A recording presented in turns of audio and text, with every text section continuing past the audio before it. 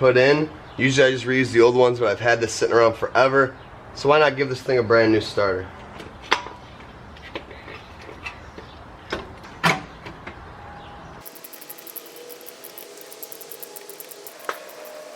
Starter's bolted up. Now let's do this rear coolant hose.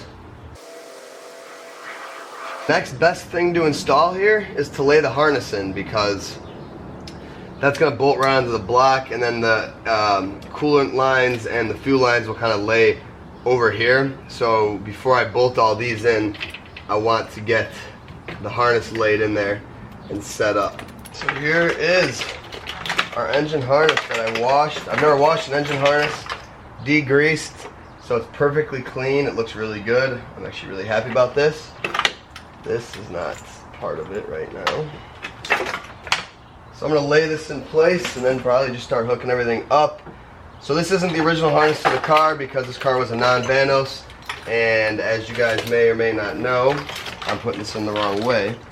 But anyway, what I was saying is, non-Vanos and Vanos harnesses are different, obviously, because the non-Vanos doesn't have any hookups for the Vanos unit.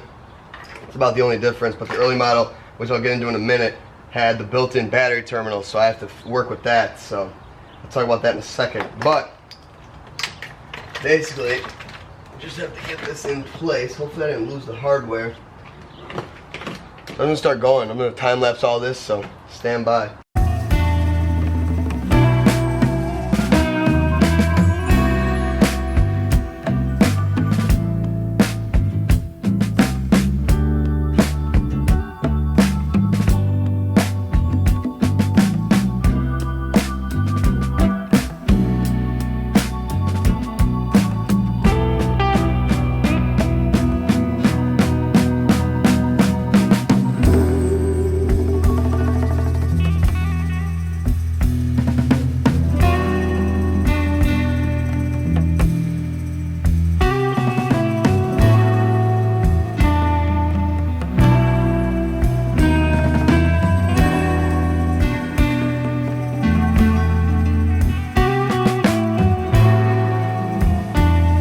Now comes the thing I mentioned when I very first started this, and that is the built-in positive battery terminal. I managed to get it out of the old harness. It's its own thing in there, which is really nice.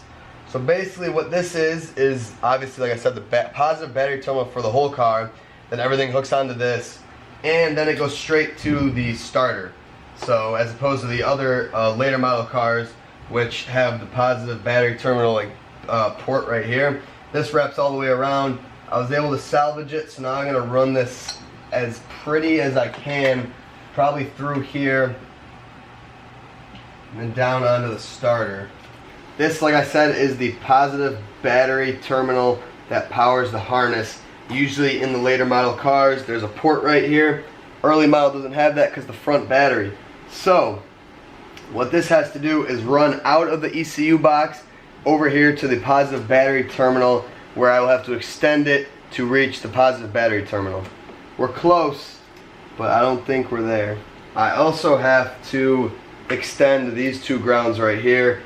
On my E30, on my Calypso, I just tapped them into the firewall. I don't really want to do that on this car, so I think I'm going to bolt these together and then extend to the ground post, which is over here off camera. Very close, but very far. Actually, right here is the ground post. So I'm just going to jump these with a bigger wire, jump this. That'll be like final touch stuff we'll get into.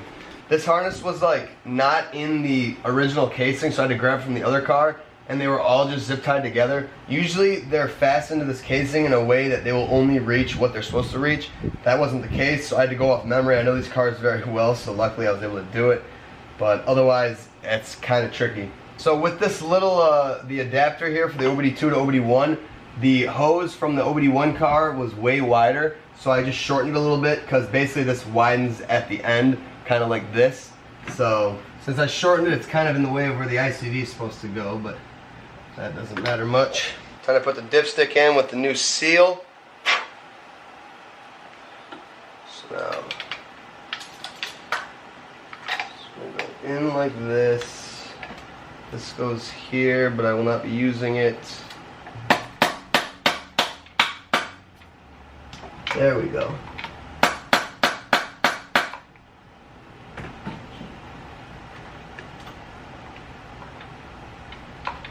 Alright, that's in. So it's time for the manifold, so we gotta refresh this bad boy. So here is the old ICV and ICV hose setup. It's the old style non-Vanos ICV. I don't think this would work with the S52, but I don't care to try. I have a ton of these actual S52 later model M50 ICVs, cleaned, wiggles, you can hear it, ready to go. Old hoses are cracked and destroyed, so we got brand new hoses right here, manifold gaskets, throttle body gasket, and the little thing that clips into the throttle body. And then we need about this much vacuum hose for the little port here to the FPR. I bought a meter on accident, so I guess I'll have a lifetime supply of vacuum hose, which is cool. So let's go ahead and start on this. So let's go ahead and get the throttle body off first.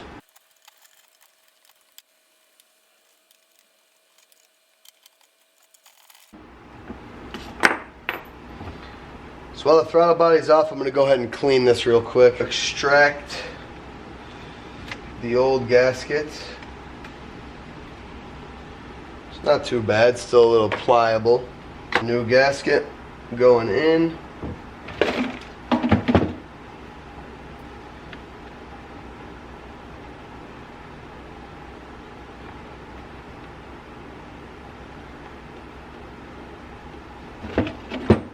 Okay, throttle body can go back on.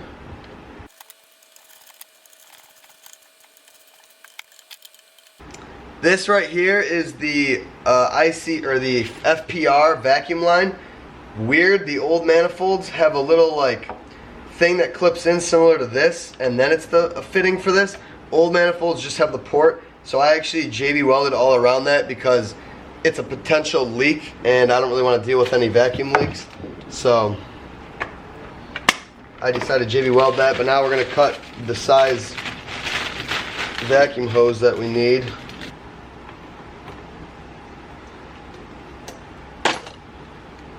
Okay, so old crusty FPR vacuum line.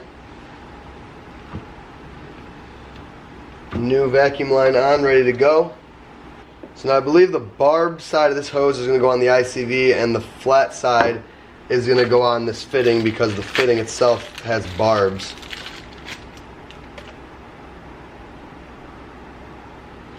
So now this shouldn't really need a hose clamp, but I am going to hose clamp these. So I'm going to set all this up, and then I'll get you guys with the final product. So here's our ICV assembly hooked up. Since I'm used to a turbo car, I hose clamp this. Like I said, you really don't even need to. Well, I guess this one you do, but this side doesn't use any hose clamps, but I did it anyway. And then as far as I'm concerned for right now, we will not be running the stock PCV stuff. So I got a vacuum cap on this fitting right here. This is where usually this vacuum hose would go to the valve cover part. Don't think we're going to be running that, so I got it capped off for now. So this is ready to slide in. Which will slide in just like this. Okay, so for some reason this elbow has fangs on this one, not on this one, which hit the bottom of this manifold. Again, not sure if this is an early manifold versus later. I don't know what purpose these really serve. These pieces are identical except for these. I don't see how these would clip into anything. That's pretty much what the O-ring's for, and the clip there. So I guess I'm just going to Dremel these off so I can fit it. Alright, so I got them filed off, or Dremeled off now. Should slide in like it's supposed to. There we go. Time for new runner gaskets. The ones are black, so these must be original. These don't feel that bad, actually.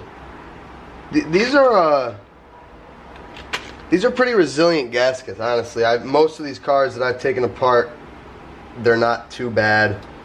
But also, this car only had 80,000 miles, so I guess the mileage wouldn't really matter. It's more so age that dries them out, but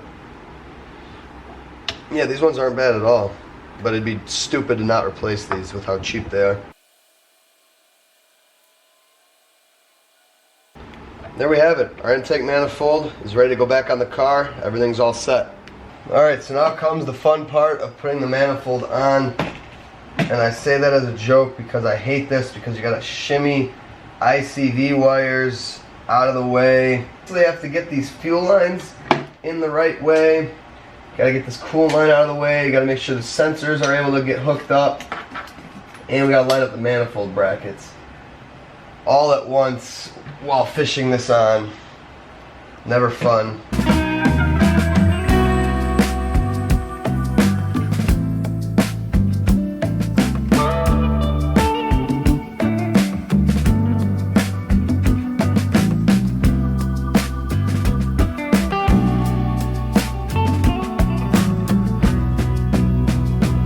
Throttle cable's hooked up, brackets all done, the vacuum hose, cables or wires, everything underneath should be done. So now we gotta get the fuel rail on. So what we need to do is steal the pink top injectors from the S52 OBD2 rail and fit it onto the OBD1 rail right here from the E34 with the built-in FPR.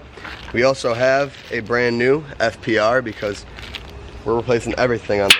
We're doing it right. So now these all just have little retainers, so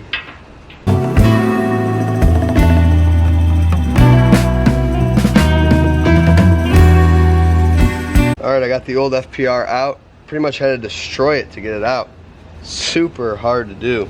New FPR going in. Got to tap it on the ground because the table wasn't working. So now I can pop my little V-band back on. So the top O-rings are all done. These bottom O-rings are in pretty poor condition. But the problem is to replace these, you got to pull off the pintle caps. And I don't have a rebuild kit on hand, and more than likely I will destroy all these pulling them off. So we're gonna have to deal with it for now. There is a possibility that these leak. We'll see. We'll know right away, and then I can later on order a rebuild kit, pull the injectors out, and yeah, not too hard to do. So for now we'll send it. Now to get these in with these bigger, newer O-rings, Vaseline is what you want to use on O-rings for injectors. Everything else is bad for it. So I got my dedicated Vaseline bottle here.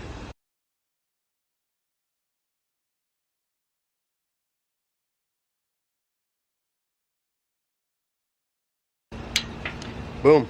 Now this fuel rail is ready to go in.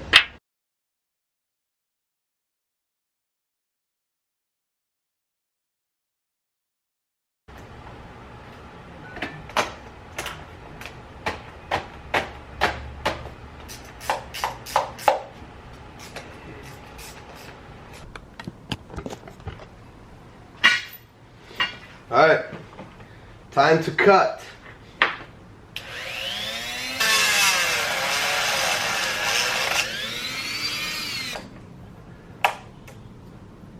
So now it sits flush with the ridge, which is exactly what we need. Go ahead and plug these in.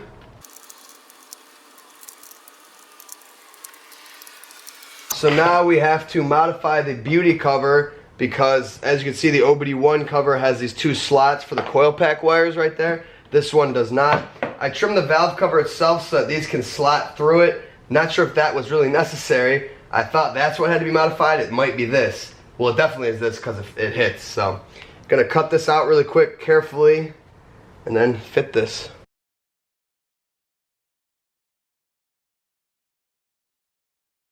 All right. We got it trimmed up. I'm not the best at Dremel work here. Beautiful. Let's say that is good. Oh, I think this goes under. Now the true final part, the caps.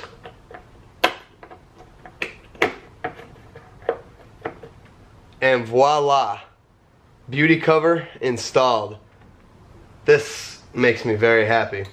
So now I have to get exhaust hardware. Oh, actually I have to ground the injectors, but while I do that, I have to get exhaust hardware before we can do the exhaust. I don't know if I'm gonna do that tonight or not, but I need wires to extend my positive and my grounds here. So I gotta go look for wires, gotta go look for exhaust bolts, and then we will reconvene and finalize this video.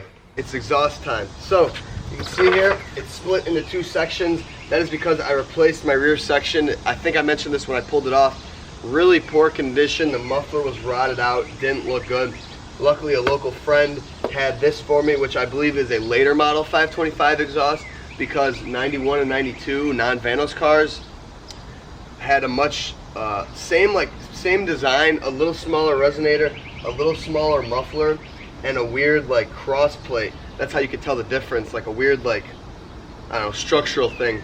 So that one was rotted out, so I upgraded to this one. So these are a little beefier. And then I got my cat section here. So what we have to do is replace the O2 sensor, rejoin these with new gaskets and hardware, and we got muffler brackets because my other ones were rotted out. So we're gonna do all this, shove this together, and then get it in the car. The hardest part is gonna be seeing if we can get this O2 sensor out without stripping it. I've had it sitting in liquid wrench for the past day or so. Oh yeah, it's fighting, but it's going.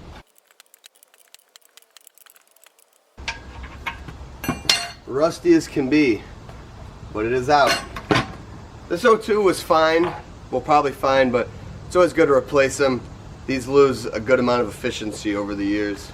Bosch unit ready to go in. White wiring, looks nice and sleek. Just to confirm, it is the same. So I think I'm gonna clean this out. Now we're just gonna send it.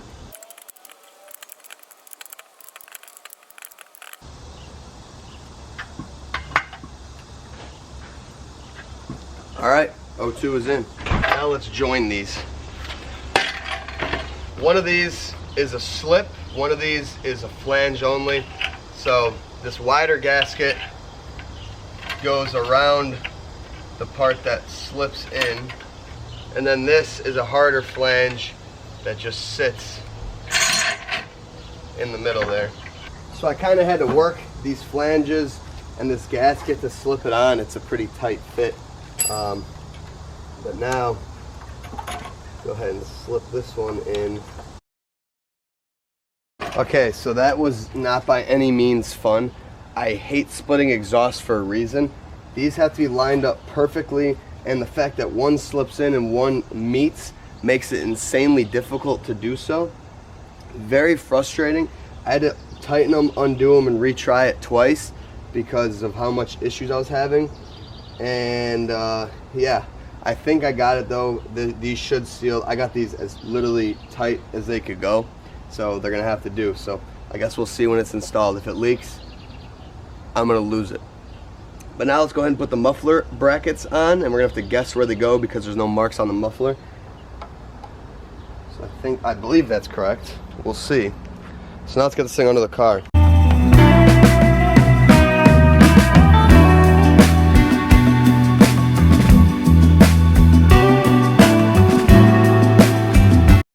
So sometimes it's just better not to film because I really have to work at it.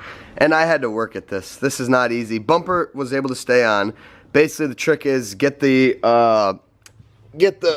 new O-ring, get the new rubber hanger into the mount, get the mount into the car, and then leave the lower part of the mount off that goes around the muffler. Get the muffler up in place, and then you screw on the lower. You gotta fiddle with it, not very easy. I got the manifold parts on, I got the middle gaskets on, so exhaust is fully mounted. You can see there, sits nice and close to the bumper.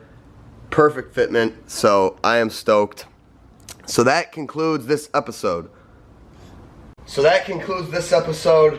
I am tired. I have been out here till 1 a.m. for the past 3 nights straight, wrapping things up. These clips are probably, if you pay attention, all over the place. Some are day, some are night. Like, I put this exhaust together like 12 hours ago, got busy, came back, did it. It's 1 a.m. right now. So yeah, this has been a lot of work getting this motor in. I'm going to stop the video here, and then we'll pick up in the next episode, putting all the fluids in it, finishing up the wiring, and then starting this thing and making sure it's all good. So this might be a long video. I don't think I'm going to split it into 2 parts, but we'll see. Anyways, thank you so much to everyone that has watched this far. If you got to the end, this has been a marathon for me. Hope you guys have been enjoying this content. I've never filmed a car so full out like this. I've never gone so thoroughly through a car. So it's a lot, and filming it is a lot. You know, this is going to be like 5-6 hours of clips I got to cut down to a video. So thank you so much to everyone that watches and enjoys. Thank you. I will see you guys in the next episode. I gotta get some sleep.